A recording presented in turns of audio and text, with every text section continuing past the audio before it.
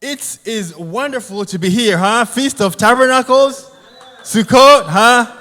The second day, it's a privilege to be here and to stand before the people of Yah. This is being in this position here, speaking in front of Yah's people. You know, it's a humbling thing, because I am not worthy to be here, but for the grace of Yahweh, here I stand. I was an unbeliever one time, and then I heard the call, and I believed. You know, I grew up in a Bible-believing family, but I always thought believers were stupid. I just think, you know, the whole gospel thing was foolish until I became one of them. Now people think I'm foolish. But that's okay, because the wisdom of this world is foolishness to Yahweh. Because we preach Yeshua, crucified, buried, and rose again. It may be foolishness to them. To us, it is our salvation. Our salvation.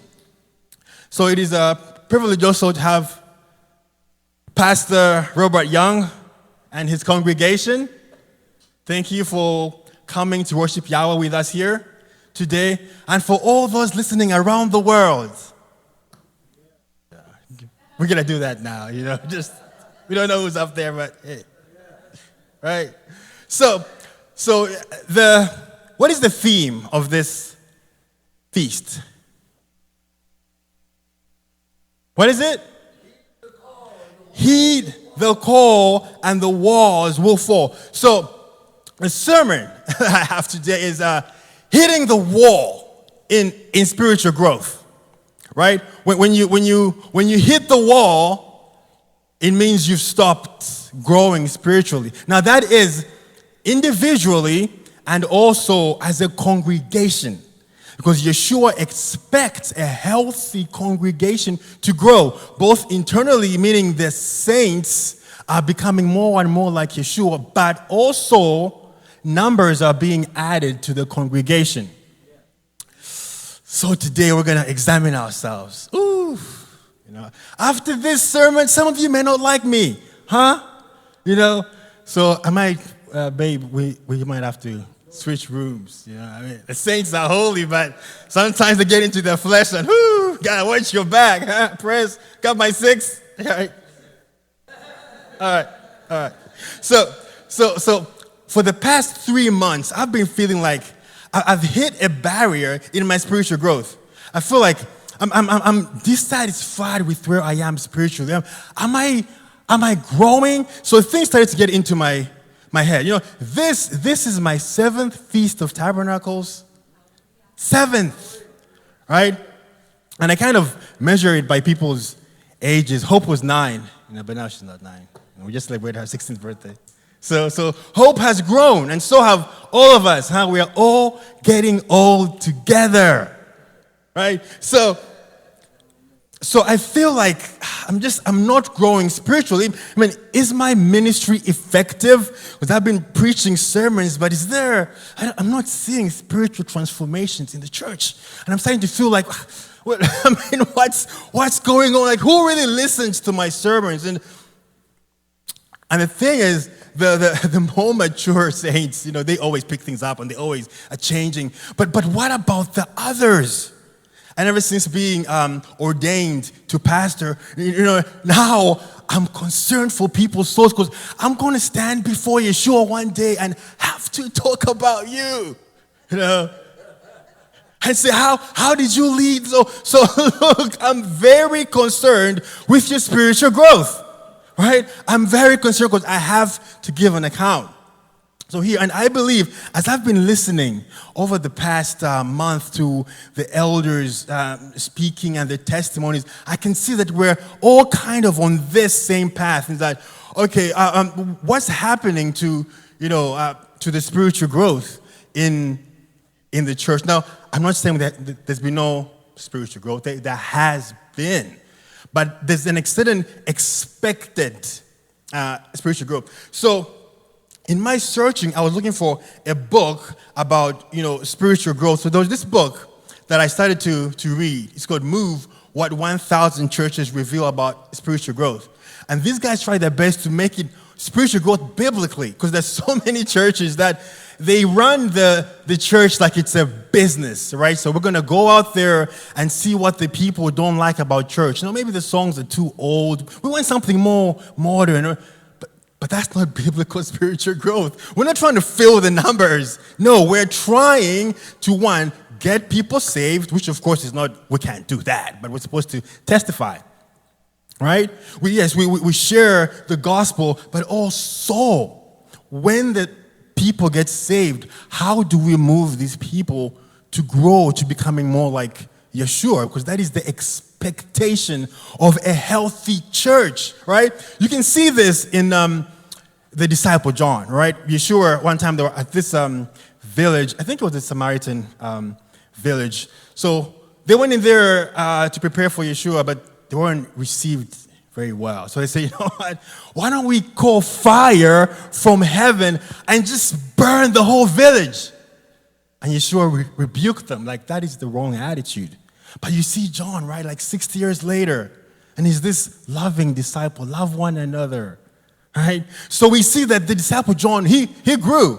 So in this sermon, we're going to see, how do you take disciples from being babies, newborns, to where they can now start to feed themselves, but then also make disciples.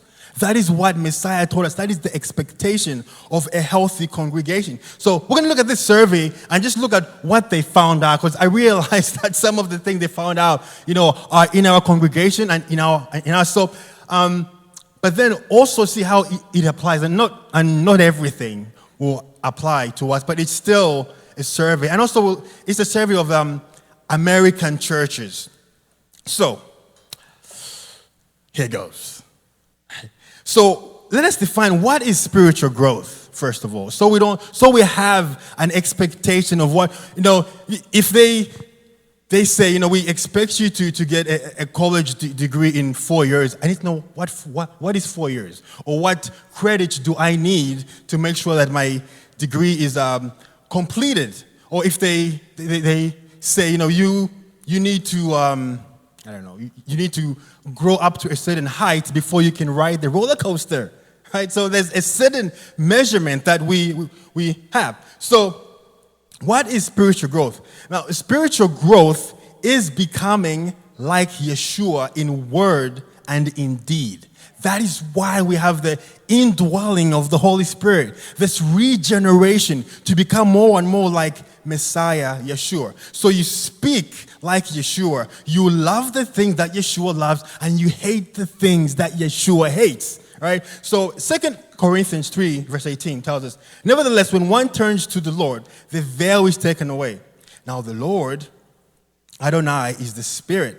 And where the Spirit of Adonai is, there is liberty. But we all, with unveiled face, beholding as in a mirror the glory of the Lord, are being transformed into the same image, the image of the Most High God, from glory to glory, just as by the Spirit of Yahweh. So it is the expectation of a healthy believer to be transformed into the image of Yeshua. Now, I've been here 7 years, right? 7 years, and I have seen people who are still the same, right? And that's very scary. I have seen some growth. Oh, you're all quiet. Okay, good. So, what does this mean, though, right? So we can break this down, looking like Yeshua, into just the two greatest commandments. And what are they? And? Yes. So Yeshua said to him, this is somebody who asked about this. So you shall love Yahweh your Elohim with all your heart, and with all your soul, and with all your mind. This is the first and great commandment. So you guys say, well, what does that mean? Right? And the second is like it. You shall love your neighbor as yourself. On these two commandments hang all the law. So what does that mean? Because if you say, okay, I need to love my wife. Well, what does that mean? I got to nourish her and cherish her. I got to protect her. So, but what does loving Yahweh mean? How do I nourish the one who gives me food? Right? So it's different, right? So for most of us, right, we know it's keeping his commandments. But also, what about loving your neighbor? What does that mean? So this is what that is the goal. So let's just break this down real quick here. What does loving Yahweh mean? So a strong belief in Yahweh that directs every decision I make, right? We see this in what Yeshua would say, I only do what I see my Father doing. So every decision that I make is based on Yahweh's desire. And then 2, Yahweh is first. I don't make any decisions without first consulting him. Right? Thou shalt have no other Elohim before me. So Yahweh is first. So these are the standards that we're trying to get to here. And then a daily reading of the word and the reflection of what does it mean to my life. Right? And we see that in the first psalm, that a disciple delights in the law of Yahweh and meditates on it day and night. Because simply reading the word and knowing the word, what does that mean? It matters nothing unless how does that apply to my life? Right? And then also daily prayer and daily confessing of sins. Now, Yeshua, of course, they need to confess sins. But when he taught us, when the disciples asked, well, teach us how to pray, there must have been something about how Yeshua prayed, because of all the miracles he did, they didn't ask them, well, teach us how to take demons out of people, or teach us how to raise the dead. No, teach us how to pray. There must have been something about how he prayed, how he communicated with the Father, right? And in that prayer, that example prayer, he said we should be confessing our sins daily. An identity that is in Yahweh, based in Yahweh. Who am I? And we know who Yeshua was, right? And he said, a body you have prepared for me. I have come to do thy will, O Yahweh. And also he said his name is Yeshua, Yah's salvation. He knows that is what his mission is. And also Paul would say, I am an apostle to the Gentiles. So like when you're loving Yahweh, your identity is based in Yahweh. And also you have a full understanding of Yahweh's mission for me. Right? And that identity is based in Yahweh, that we are the children of Elohim. What about loving my neighbor? Oops, got some issues here. What does loving my neighbor mean? Serving the church. We are your closest neighbors spiritually, right? We are your closest neighbors, so that if I'm going to fulfill the second greatest commandments, I'm going to serve the church. And then 2, a passionate. Right? And when all believers have been given spiritual gifts, and I heard it, I think it was in this morning prayer, somebody prayed that let the saints know what their spiritual gifts are, because it is the expectation of Yeshua that you're going to serve the church, right? And then 2, a passionate desire and an effort to preach the gospel and make disciples. Loving your neighbor. You know, lately, whenever I stand in line at Walmart, it comes to me, and I'm like, all these people, it's possible that all of them could end up in hell. And that's scary, And so there's this, we need to grow into loving our neighbor and understanding that if they don't have the gospel, they're headed in the wrong direction. And then a desire to selflessness, giving your life away to serve others. Yeshua, the greatest, what did he say? Messiah did not come to be served, but to serve and to give his life a ransom for many. So this is the goal of the believer. And then I believe I have a few more. Giving away your resources for the kingdom of Yahweh. Money, time, supporting missions, being the hands and feet of Yahweh. Ooh, it's pretty quiet here. Right? And then the sixth one, and the fifth one, shining the light of the gospel by serving the immediate community. Right? If your congregation is shining the light where you are, ask yourself this: if you went there, would the neighbors notice? Or would they be like, it's sometimes they hear, sometimes they don't. But would the neighbors notice? Because if we turn the lights off here, Mark, please turn the lights off. Did you notice that? Okay, we can turn back. So, right, we can turn the back on. So, shining the light of the gospel by serving the immediate community. Okay, so in this survey that they did of 1,000 churches, they found 4 spiritual growth segments, right? So what here? So like in these churches, they found like 4 groups of people. Those who are exploring Yeshua, they're searching for him, and they still don't know him. So they're not believers. But those who are growing in Yeshua, so they're newborns, or they've been saved for a while, but they're still learning to grow and to walk with him. And we'll see characteristics so we can kind of compare yourselves. And I trust and believe that the elders know their congregations and they know where people fit here, right? And then being close to Yeshua, those who are on personal terms with Yeshua. My faith is not activity-based, meaning I don't feel close to Yeshua only here. If I'm out there, I still feel close to Yeshua. And then those who are Yeshua-centered, meaning they've surrendered to Yeshua. They're willing to give their lives for Yeshua, for the gospel. All right, so let's move on. So in those who are exploring Yeshua, and this is what this survey found, right?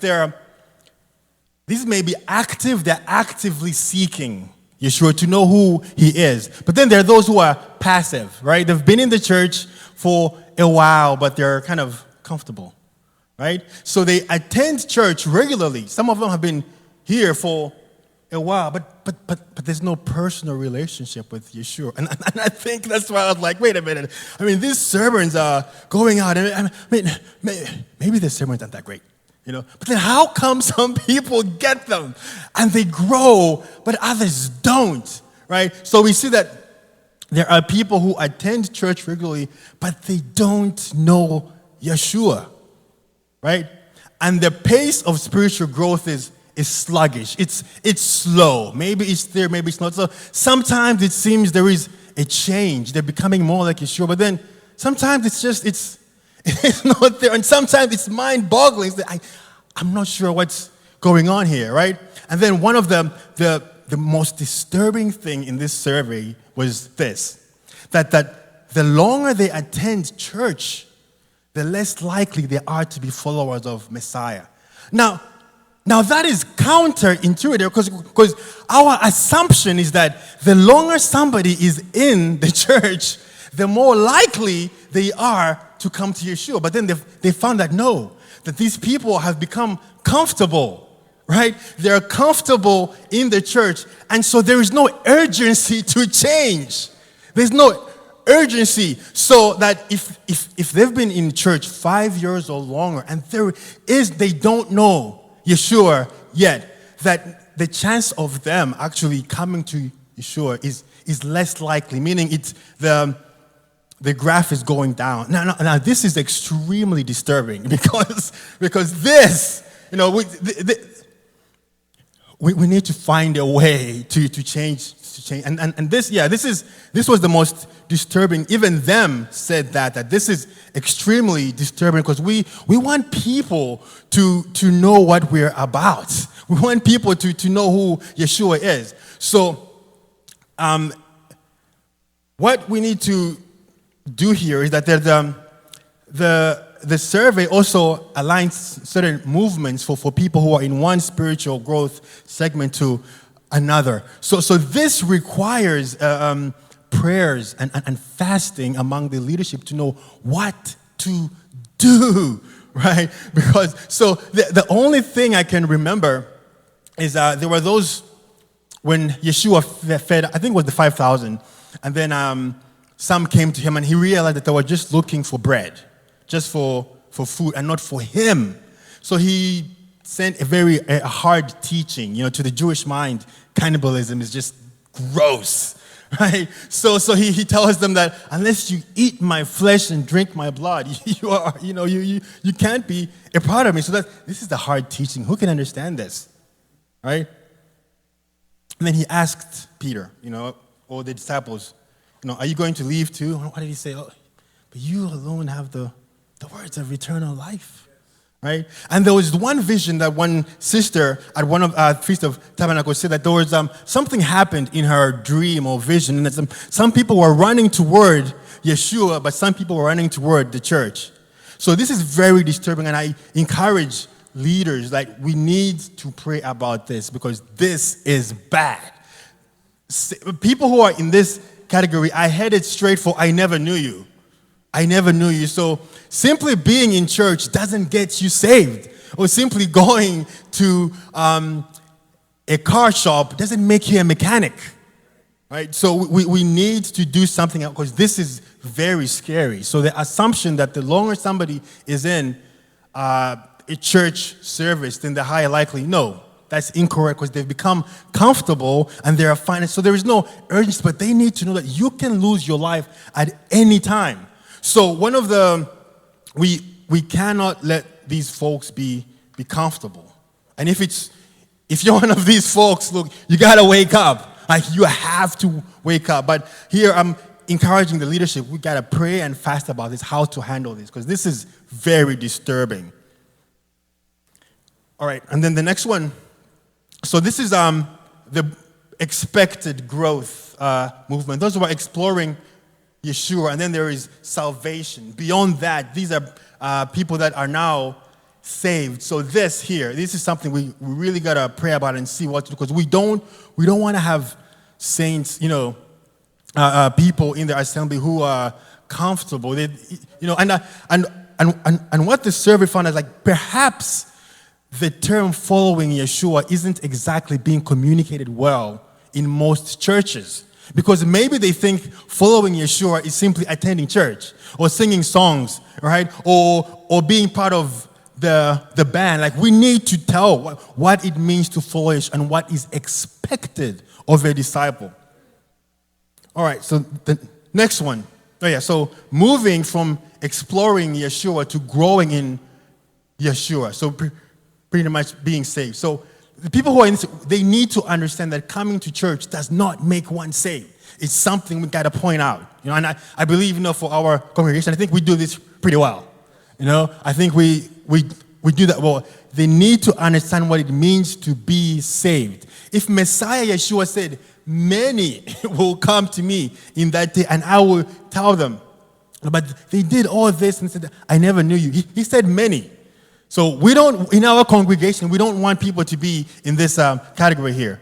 And then for long-term explorers, those who've been in this category for 5 years or more, we need prayer and fasting to know what to do. It's extremely disturbing because it goes against your assumption that if somebody is in the church a long time, they'll get saved. No, it's the opposite. Below 5 years, we're hoping that they're exploring Yeshua and seeking, what does it mean? Is this for me? But beyond that, the graphs aren't, scary. Whew. All right, the next one. So now those who are, the next slide, thank you, Sister Charity. So those who are growing in Yeshua, these are open to Yahweh, right?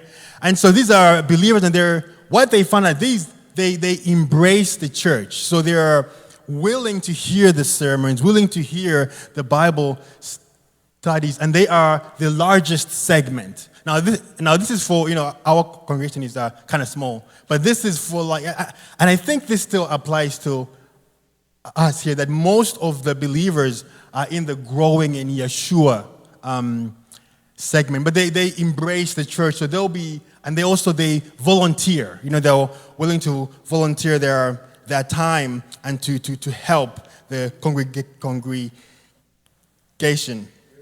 So because there's so many, they're serving the church in some capacity. They also found out their spiritual growth, it's slow, but it's steady, right? So it's not growing as fast as we would expect, but it's steady. There is some growth. It's just kind of slow. So what they found is that, okay, these saints right there, they don't yet know how to apply Scripture to every part of their lives. So okay, if I know that I must dress modestly here, but they still don't get that I must dress modestly, not just here, but out there, right? That if I shouldn't speak certain words in church, I shouldn't speak them out there. Right? So for leadership, we kind of need to learn we need to help the saints know how to apply the word in every part of their lives. They also found out that these are usually the saints whose co-workers or your friends don't know that you're a believer. Now this is not bad. This is it's just where we are spiritually. That's all, right? And the goal, and the book is kind of written to leadership, to how do you help your congregation grow? So the spiritual growth is slow but steady.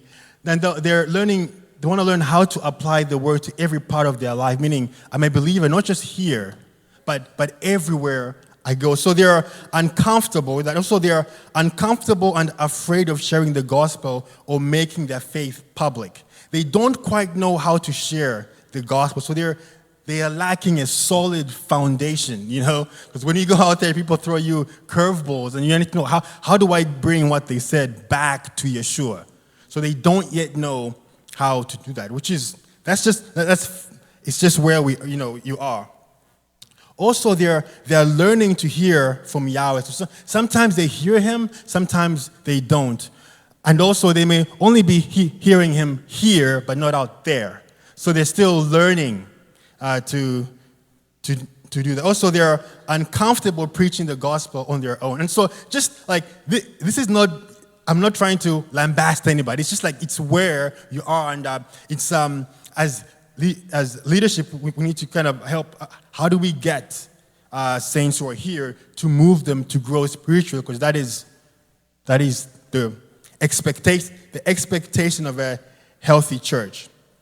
So they're not comfortable preaching the word on their own or doing discipleship work on their own. And that's why I think a good discipleship program, which I'm still working on, would help. So rather than them coming to the church and hearing the sermons, not just that, but because some people don't know how to study the word. So we tell them you got to read the word, but how do I do that? How do I read the word, understand it, and apply it to my life? So that's something we need to know. So the next segment is how moving from growing to Yeshua to being close to Yeshua. And one of the found out that this group here, they need to be challenged, kind of nudged forward. So for congregation of Yeshua, the fifth Sabbath preaching, for example, that's a good example of being nudged in the right direction. Because for me, when I came here, Sister D could attest that I was in this here, I wasn't close to Yeshua. I was kind of in between. But then I thank Sister Charity, who told her father that she should put Jeremy on the preaching, and that really helped me. Because I had to now I had to study and prepare a sermon and make sure it was correct, right? So that really helped me in moving forward from growing to Yeshua to being close to Yeshua, which I believe where I am. So for saints, who are in this segment, they need to be challenged to move forward. And so encourage them in what they are doing, but also so things like leading prayer. That's something, right? That's a good challenge. And a good way, right? When Yeshua went with the disciples, he not only taught them, but he showed them how. And Pastor Beth, I believe, has mentioned that it's okay to make mistakes because you are growing. In fact, it is perhaps an expectation that you will make some mistakes. But so leadership have to have grace, right? As Yeshua has grace for us, what if you make a mistake, we just pull you by the side and say, oh, look, this is what it means here and there. We won't say, well, you can't preach anymore. That was wrong. No, we don't treat babies like that, right? But we expect babies to start to walk, but they'll bump their heads and they'll fall. But we don't say, well, I won't teach you how to walk anymore. No, we don't do that, right? So we help them and we say, hey, come on. Yeah. So it's the same way, and Yahweh gives us free will. So though the elders are supposed to challenge them, but also those who are being challenged should have a willing heart to receive the challenge, right? To embrace that, right? And so another part is a non-negotiable, impactful discipleship program for new believers. See, when somebody is saved, it's just like they don't know exactly where to go. So just a discipleship program just to lay the groundwork of who Yeshua is, what it means to be saved, what the church is. The word church, like we are going to church, that is not biblical. It's just something we use now because church are the people, right? So a non-negotiable, meaning when you're saved, you go through these steps, right? And then there's another discipleship program too that I'm kind of looking at that will, what it means to make disciples. So we go into like maybe a group of like 3 or 4 believers. They for a few weeks, maybe 10, decide to go to this discipleship program to learn how to make disciples. Because a healthy church should be making disciples, going out, preaching the word, and Yahweh gives the increase. Those who believe come into the congregation and teaching them, and then they too go out and make disciples when they're so that this should be an exponential growth. This is what is expected of a healthy congregation, right? So a non-negotiable, and these are what they say, would work. And also a practical application of what is read. How does the scripture apply to me? So the saints in this, that's what they need. How do I apply what I read? Not just here, but at school. So one thing we do well at Congregation of Yeshua is that we have good Bible studies, right? But so also want to how can people apply what they read? Because sometimes you read the word, but like how does this apply to me? Next one, personal spiritual practices. Now this is where knowing Yahweh or being close to Yahweh is not just here, right? So when you're away from church services, you pray to Yahweh, reading the word, testifying, solitude, spending alone time with Yahweh. These are things that Yeshua did. And so encouraging these saints to do this will help them move on to those who are close to Yeshua. So these are personal spiritual practices. And then we see this that, if they move on like these here, number 4 here is what could help to push you forward, because it is the expectation for us to grow. And the reason why I'm suggesting this is that we have hit the wall in spiritual growth, and so how do we move past that? All right, so the next segment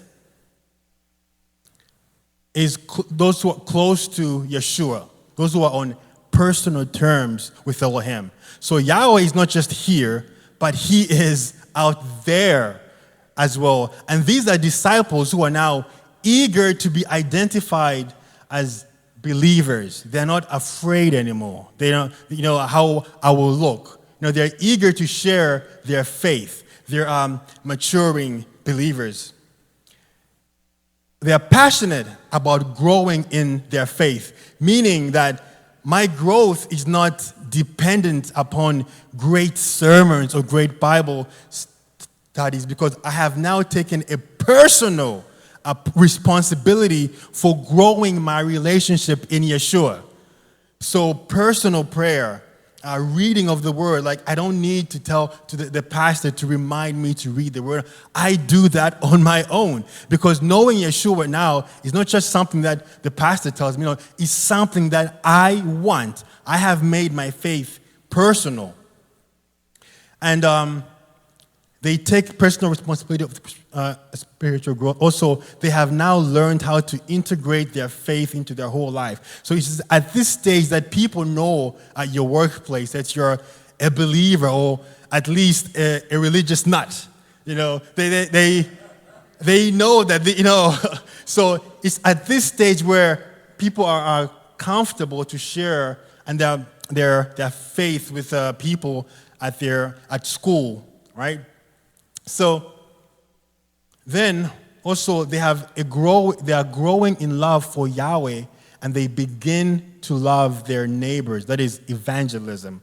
So a growing in love for Yahweh, meaning they take the word as authority over their life, and they're willing to change their lives when they hear that, when they read what they read in the word. They're not yet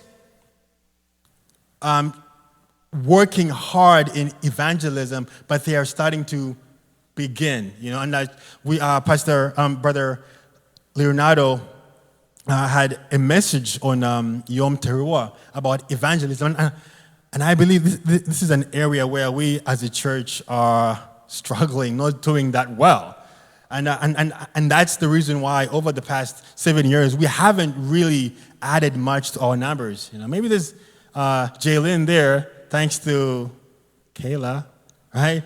But that it is expected for us to be evangelizing and talking to our neighbors. So, and that's the reason why we've maybe even shrunk and not really grown much. I mean, it's just my observation. So if you want to shoot me, here I am. Right? We haven't, because we're not evangelizing, so we're not going to grow. That is in numbers. Right? So it's at this stage where people are now starting to share their faith with their neighbors. Also, they're developing these practices. They're now more ingrained in them.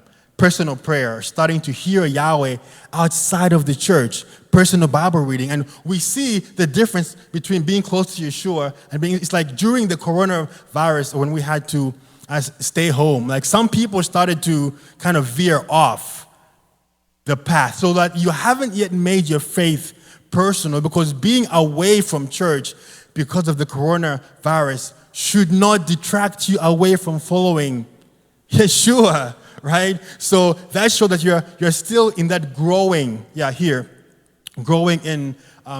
Yeshua segment, is that you need to, because Yahweh is not only here, He is everywhere. So when you're close to Yeshua, you have made those personal spiritual practices, you do them daily. You now know that, you pray. I don't need to, pastors don't need to tell you. You do those things on your own. They're no longer dependent on dynamic preaching or spiritual mentors. Not that those are not important. We're not saying you shouldn't. The church should continue to preach the word in season and out of season, but they believe that belonging to a church is essential, but they take much of the responsibility in advancing their relationship with Yeshua. They begin to discern the voice of Yahweh from multiple places, so that I hear the voice of Yahweh not just from the pastor or from one of the sisters, but also I can hear the voice of Yahweh on the radio. I can hear the voice of Yahweh in the trees. I can hear the voice of Yahweh from a little child. because I now start to realize that Yahweh is speaking all the time. So those who are in this segment now have developed that ear to hear Yahweh. So they have found other meaningful ways to hear Yahweh. So one key, I think I already mentioned that, they now understand what it means to pray without ceasing. Because to them, prayer is not just something I do here. No, prayer is a constant talking to Yahweh all the time, right? So they have developed this, like, I need to go out and just, be by myself and start to hear Yahweh. So they have developed that ear. That praying is not just something I do in the morning or before food. No, I'm always talking to the Father, always hearing. So they have learned to confess their sins multiple times a week. They have learned how to read the word and apply it to their lives, And they pray about day-to-day issues, not just something big or something I would like to do, but there are day-to-day issues. And here, right, this is it's at this point when believers can really start to move forward into being an impact in the community. So they have their love for Yahweh is definite. You can see it, right? And they have a firm foundation in core Christian beliefs. So, and this precedes a commitment to the personal spiritual practices that are essential to growing in Yeshua. Also, what we found is that, let's see here, these folks here are the backbone of the church. This segment, more than any other, they match what they say. And they do Yahweh's work too. Meaning their actions mirror their talk.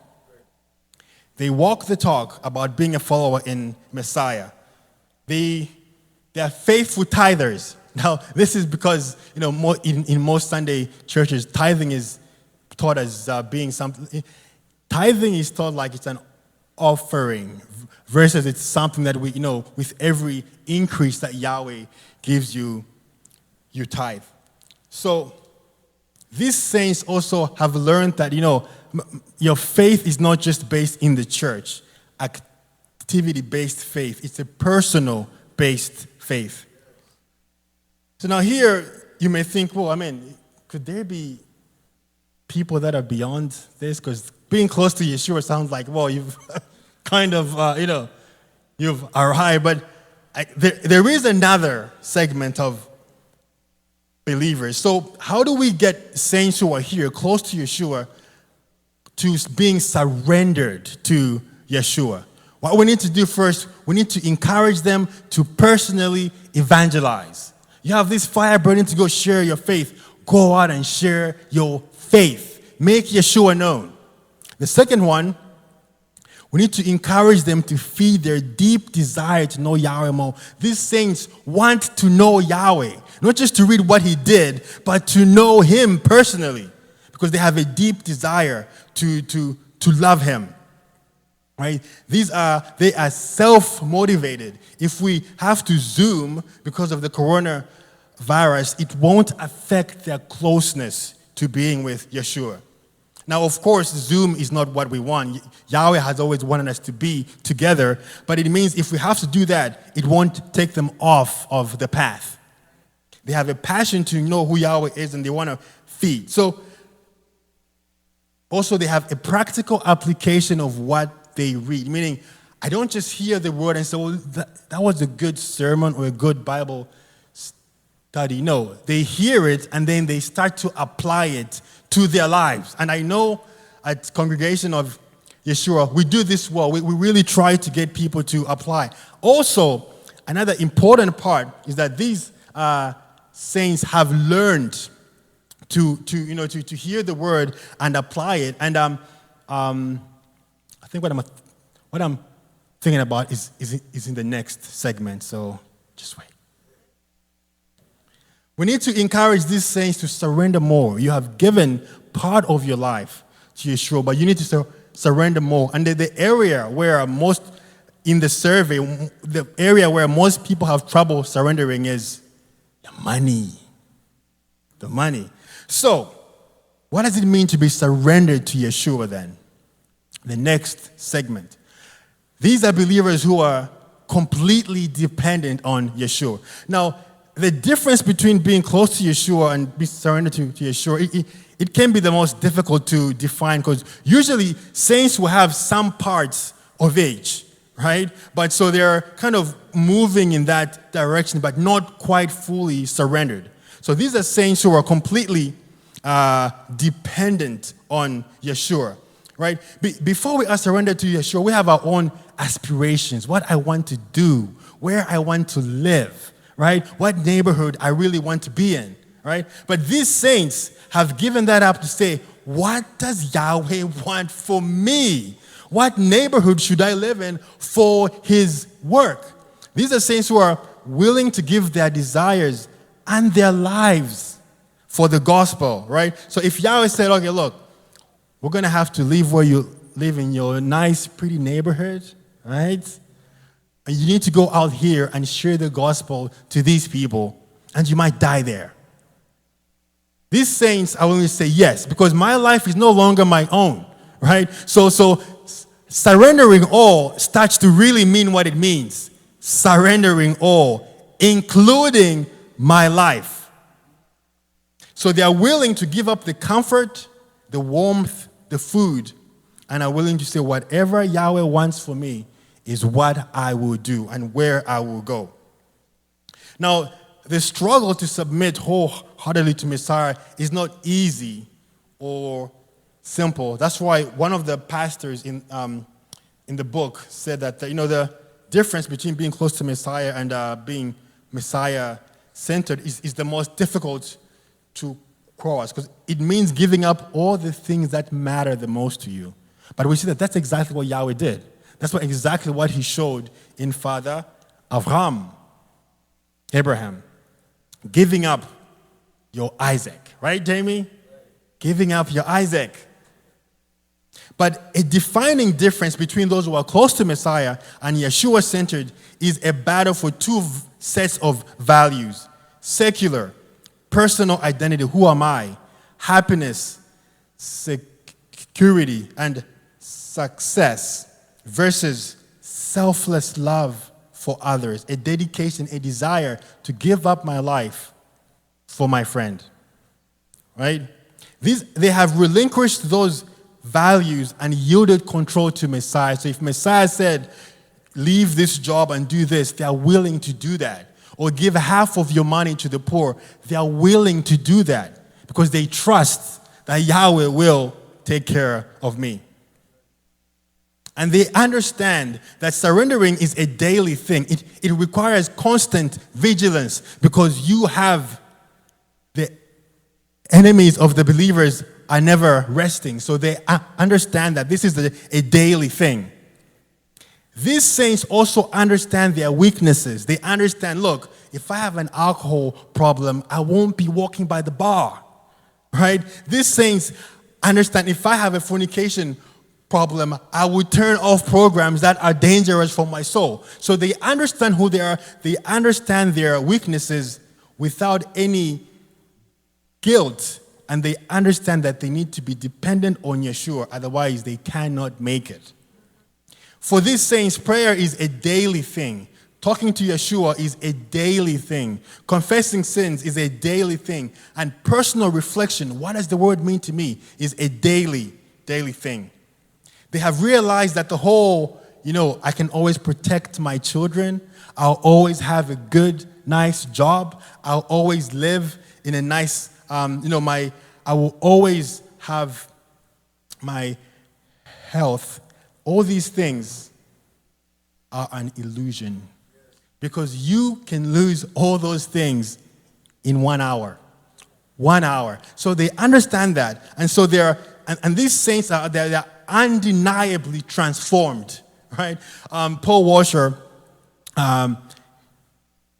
he one of the evangelists I really like to listen to, he gave this analogy that,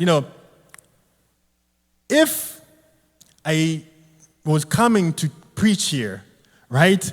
But then I was late. Say, oh, brother, you are so late. I mean, don't you have any respect for our time? And then I say, you know what? Before I made the bend there, I just got run over by this semi. It just wrecked me. I was in the bushes and stuff, but I'm here now. And he said, brother, either you are crazy or you are a liar. Because you cannot have an encounter with a semi and still look like this. Now, who is bigger, Yahweh or a semi? So you cannot have an encounter with Yahweh and not be transformed, right? Their morals of being right and wrong is not based on how they feel or the American Constitution or whatever party. It's based on Yahweh. Here's the definition of right and wrong. They are guided by the authority of Yahweh's word. And these saints, these are Yeshua's workforce. They are the ones who are feeding the hungry. They are the ones who are clothing the naked. They are the ones who are doing Yahweh's work. So the biggest difference between those who are close to Yeshua and surrendered to Yeshua, in my opinion, is this: ones who are surrendered to Yeshua have a willingness and desire to serve their neighbor. Those who are close to Yeshua have learned to love Yahweh, but who are surrendered have learned to love Yahweh and love their neighbor. That's what that means. So, they have understood what it means when Yeshua said to give his life a ransom for many. They understand it and they are willing to do it. These saints are willing to risk their lives for their neighbors for the gospel. Now, another finding in the survey was that despite this segment's desires and willingness, it wasn't corresponding with their actual actions, right? So if I say, like that joke by one wife said to her husband, you say you're always willing to die for me, but you never do. So they're willing to do this, but their actions don't quite mirror. So they say, well, why? They think the reason is because they're not challenged enough, right? How do we move people who are surrendered to Yeshua to move even closer to Yeshua, right? Because it is these believers here, these are the believers here who are most likely to really make a change for Yeshua in the world. It is these believers, right? And when we read the word, we hear of the Daniels and the Hannahs. And Hannah made a promise to Yahweh that I will give you my child. If you give me my child, I will give him back to you. My firstborn, my precious son, I will give him to you. And Yahweh blessed her even more. Right? And so it is this. So how do we encourage these believers to move even further? So these believers, as we said, their identity and also personal mission. Who am I and what am I here to do? Yeshua knew that. I have come here to give my life as a ransom for many. He knew that. Paul knew that I am an apostle to the Gentiles. He knew that. Do you know that? If you don't, we got to move back. Say, where are you? And it is here that these saints know their personal mission. Okay, so how do we move these saints to even move them forward? Now here, leadership needs to exemplify this because it is difficult when you're in the close to Yeshua segment to encourage somebody to surrender more when you're not surrendering more. So it is a call to leadership to exemplify surrendering all, right? We sing these songs and I think we understand it in the loving Yahweh part, but we don't have yet understood it in loving my neighbor part. One time, Pastor Mike and Brother Maurice and I, we went to preach the gospel around the neighborhood. Now, there's this one neighborhood that's like, this one community that's like, rough. And so we were kind of afraid to go there, which shows that we're not here. At least then, we weren't here because we were afraid more of our lives than for the lives of our neighbors. So we weren't yet ready to give up our lives for our neighbors. So that's where we were. Maybe we're changed now, huh? It's time to go back there, huh? Time to go preach the gospel in the hood, right? Of course, we'll be wise, right? We'll be wise, humble as a dove, because, yeah. So, but at that time, because we were afraid, we weren't here, right? And then these saints have a desire now because they start to understand that the mission of Messiah is not just in here, it's out there. So they start to have this burning desire, and they see their neighbors who have no faith and say, these people are dying. We need to go out there and reach them. It can be very difficult for church leadership to let these folks go because usually they are part of the church leadership. But leadership needs to understand that Yahweh never made the church for the saints to just stay where they are. No, don't just stay in Jerusalem. So if these saints hear this call, encourage them and let them go. Let them go. If you need to go and shed your blood somewhere for the sake of the word, let them go. Because Yahweh is willing. He can bring more in. So we need to be a healthy church growing. Right? So, because these believers may be part of, the core part of the leadership, but we need to let them go. We let adult children leave the home. We need to let them go and serve Yahweh elsewhere. So, I don't know what the next, these are the saints who are on the brink of spiritual greatness. America is in a very dark state. Very dark state. We need to it is these saints who can change a neighborhood full of drugs and all kinds of worldly devices into people who are praising Yahweh. That's what we need to do, saints. Right? The light needs to overcome the darkness, not the other way around. We don't bring the darkness in here. The light overcomes the darkness, right? It is these folks who are willing to, support missions around the world for preaching the word. And sometimes, Paul Washer mentioned once that, in the kingdom of Yahweh, you're either two of people. Either you are the one who's going, preaching the word, or trying to get Bibles into North Korea, or you are the one who is helping that, right? If somebody is going down into this deep well to rescue, either you are the one going down or you are the one holding the rope.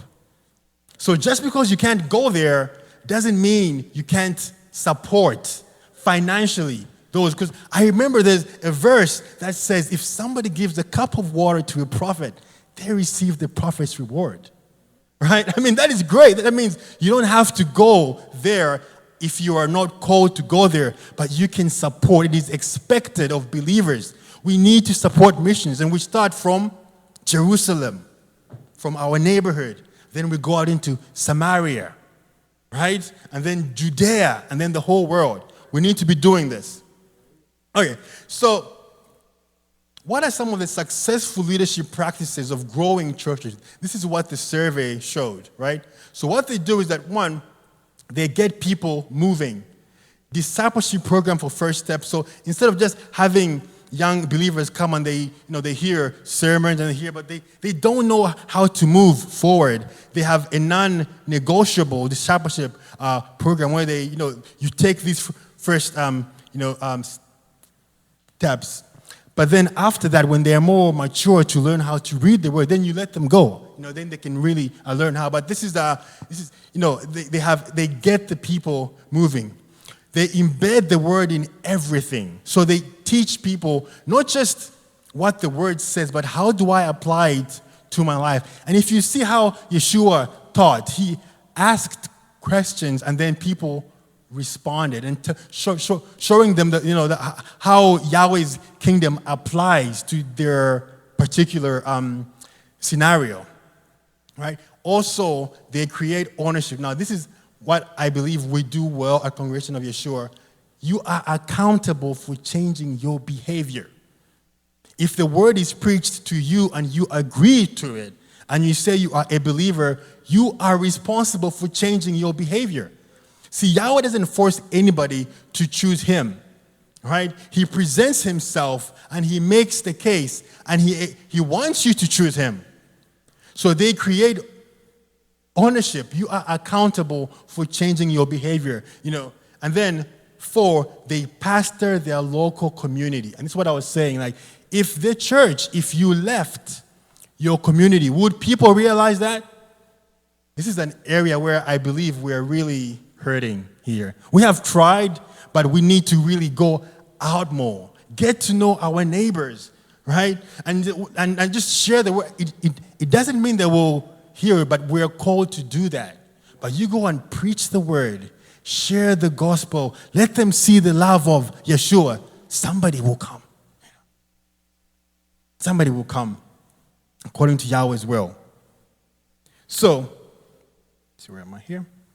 Now, we have hit some walls, right? Do you agree, or is this Jeremy just talking nonsense, I tuned out 40 minutes ago. We have hit some walls. There are saints who are in 7 years, like that's really bad. But even as a church also, right? As a church also, because we're not evangelizing, we're not growing. It is the expected thing. You don't want the church to go with you. When Yeshua left, his church didn't die.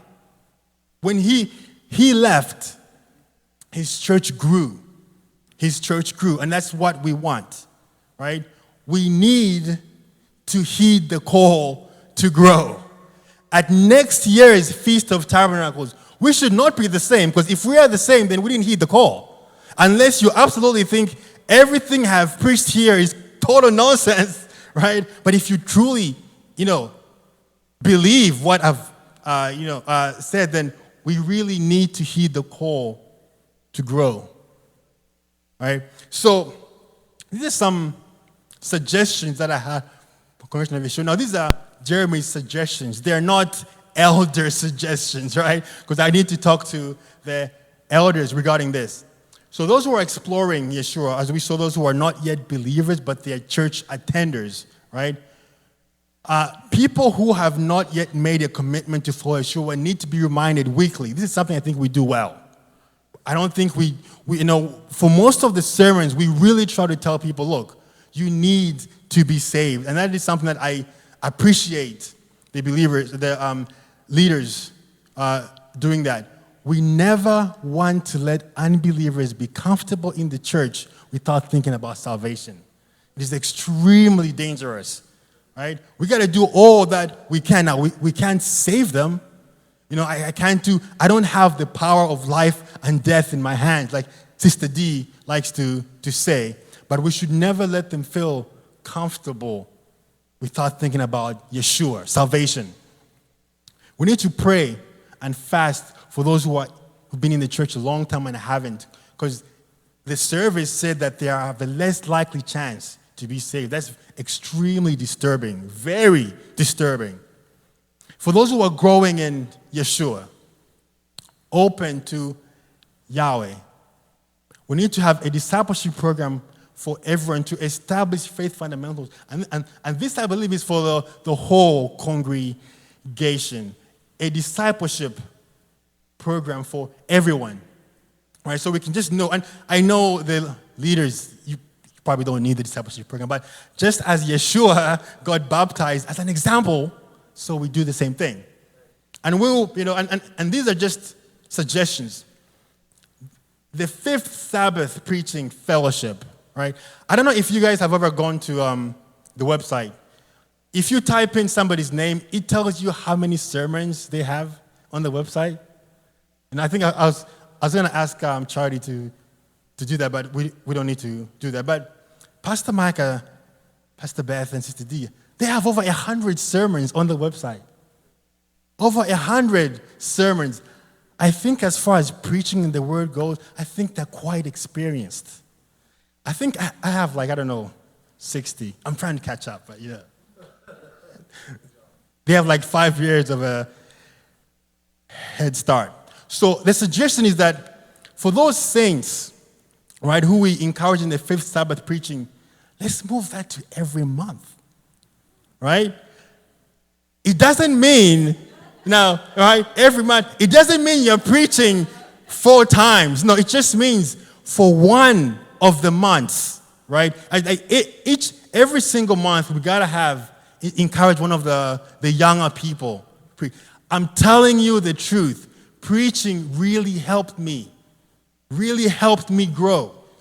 Because you will then learn how to study the Word, how to read the Word, and how to make sure you will have eyes for what is correct and what is not. You know, you will learn how to rightly divide the word of truth. I mean, look, maybe, have my sermons improved over the years?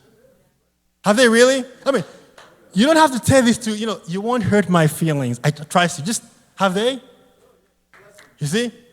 So, but that's because I was willing to accept the challenge that Jeremy should be part of so I had to learn to study. And this is the same thing that saints in this category needs to be challenged, pushed forward, Push the little eaglet out of the nest. She will fly. She will fly. So this is a suggestion. Another suggestion, lead Bible studies with a mature guide, right? So you get with Pastor Beth, and you will lead it, but she'll be there to guide you in how to teach. These are also, I'm telling you, saints, this will help you grow. The good thing about this is that we're not forcing you to do this. You have to accept this. But it's up to you. I mean, do you want to grow in Yeshua, or do you want to just stay the same? Right? So these are suggestions, right? Deep Bible studies with practical daily application. We've already said that. And then, this is something Pastor Michael wanted to do, that, pairing up with a mature believer so you can learn to share your faith. I know it can be scary out there. And I know if people ask me about this, how will I respond?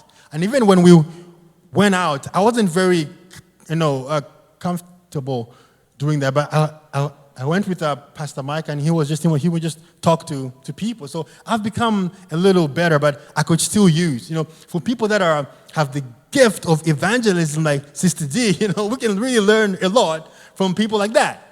Right? So pairing up with a mature believer to ensure that, trust me, we need to, if you do this, you will grow.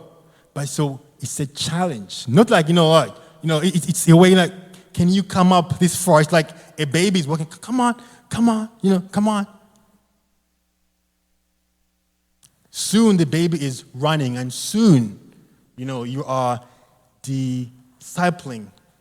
For those who are close to Yeshua, on personal terms with Elohim, we need to encourage them to beef up their evangelism efforts. So, Brother Leonardo, we got to go preach the word.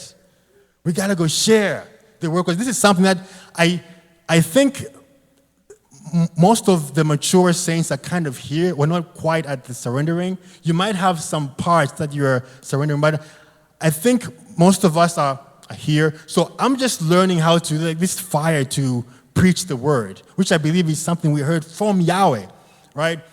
And so we need to, be encouraged to go out and share our faith.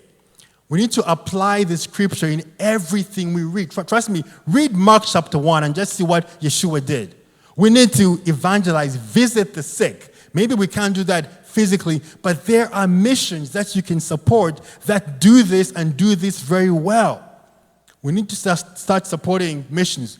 We need encourage them to learn to trust Yahweh with our finances. If I give Yahweh 20%, it will come back. He said, give, press down, full measure. All right? Press down. It will come back. So we need to encourage them to learn to trust. Then encourage them to learn to surrender. Surrender all. Not just my beliefs and how the way I think about Yahweh, but willing to surrender my life and my finances. The finances part in America is where, what the saints who have surrendered all say they want to do, but what they actually do are not the same. So it's an area where we need to be encouraged in that. And the last one, those who are surrendered to Yeshua, encouraging them to surrender even more, right? Encourage them to continue doing what they are doing. Continue to support local missions and global missions. We need to understand the kingdom of Yahweh. You know, Yeshua died for all mankind. We need to love our neighbors. Encourage them to give away full control of their finances. Yahweh will bring it back. I know signing that check or giving that cash, like, trust, Yahweh will bring it back. Right? And if you hear the call to move away for Yahweh's mission, let them go. Right? Let them go. Yahweh never meant the church to be in one place. Let them go. So saints, I hope this has we need to heed the call to grow. And if we don't, we'll stay the same or worse. We don't want to be here at congregation. And we have witnesses who are not part of congregation of Yeshua. Huh? I see them. I'll give you our number so you can call us and say, look, I was at your sermon and have you grown? Right? Have you grown? We have witnesses here. But also, you folks, I believe, are parts of other congregations. If you believe what has been spoken here, take it to your congregation. Right? If we heed the call, the walls will fall and we will grow. Hallelujah.